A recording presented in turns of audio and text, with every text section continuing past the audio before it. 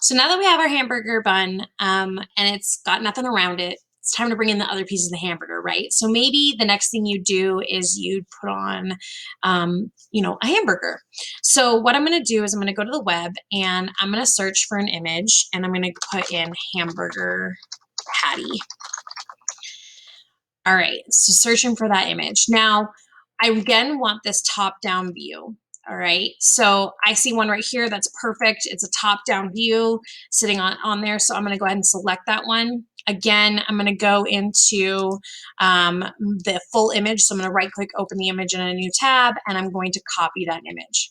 When I copy it and I go to Photoshop, how can I get it to paste into here? I can go up to edit and I can choose paste, or I can click Control V on my keyboard, so Control V.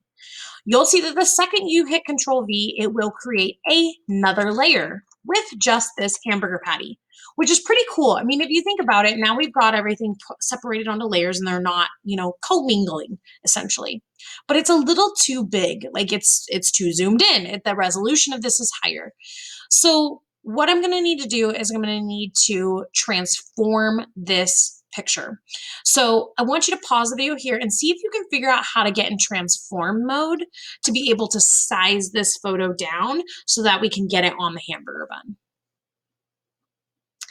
All right, transform mode is kind of interesting. There's not really a tool over here to kind of help you with it, but if you go up to layer up here, you actually have the ability to make adjustments to the layers and do types of things, but there really isn't a transform option in here, right? If I go to image, there's not really options in here either. Type is about typing and those kinds of things. Select is about selecting. But what I really want to do is I want to be able to transform this layer so that I can make changes to it. And as you look through here, we're really not getting that option, okay? Under edit though, edit will give me the option to transform. So even though it's a layer and we're transforming everything on the layer, it's really about editing it and doing what's called a free transform. You can also see that Control T is the keyboard shortcut. So let me tell you, in Photoshop, if you think about manipulating things like we're manipulating things, you're gonna be selecting things a lot, you're gonna be deselecting, Control D, and you're gonna be transforming things, making things bigger, moving them around, all those kinds of things. So Control T is gonna be one of your keyboard shortcuts you need. So I'm going to go ahead and click free transform here. And you'll see that the second I do that, I get this bounding box. And it's showing me where the edge of the photo is. If I zoom out, it's showing me that it's off the artboard, but I can't see it. It's not like Illustrator where things are off the artboard and the pasteboard where you can see it. Photoshop is very particular. It wants to show you what you are going to see on the image. And actually, stuff can exist outside the image, but it won't exist until it's shown on the artboard. So it's kind of a weird thing. But what I also want to show is up here at the top, you now have your secondary toolbar showing some items. It's showing you like where it's located with the X and Y coordinates, how wide it is in percentage form, if it's rotated. And you have the ability to deny all of your changes or cancel your transformation or accept all of your transformation. So let's go to the bottom corner and let's start dragging inward. Now, if we drag inward, what's really cool is Photoshop is going to keep this proportional for us, which is nice because we're not distorting it. Okay, so that's a super cool feature of Photoshop now. And we're going to resize it down to where the whole image, including the white, fits on here. And the reason I want to do that is because we're going to delete the white.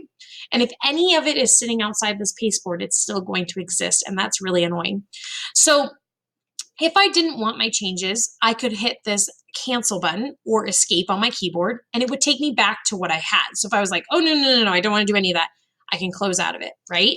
If I want to keep it though, and I want to get out of transform mode where I don't have this bounding box anymore, you need to hit the check mark or hit enter on your keyboard to accept the transformation and get out of transform mode. So you're going to find in Illustrator we have a lot of modes. that we go into. Or sorry, with Photoshop, we have modes. In Illustrator, we had isolation where we would isolate things and then we'd have to get out of isolation mode. In Photoshop, we're gonna have like transform mode and we're gonna have, different 3D modes. There's a lot in here. So just, if you're in a mode, it's probably gonna have a cancel or accept option up here. And then we're going to practice something real quick to select this. Now we've used our object select tool, so let's go ahead and practice it again. We're going to draw a square around this. It's going to select the patty. We don't want to delete the patty though. That's not what we want. We want to select the opposite of it. So I'm going to go to select and inverse it, and I'm going to delete everything else on that layer.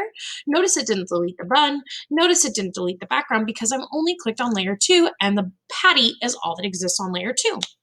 So I'm going to hit Control D on my keyboard to deselect at that point, or remember, you could go up to select, deselect. And then I can use my move tool to position it on the patty correctly. And if you need to retransform, you can always go into Control T to get into transform mode, size it down a little bit, reposition it, and then accept the transformation or hit enter. Alrighty, we've got a hamburger patty now.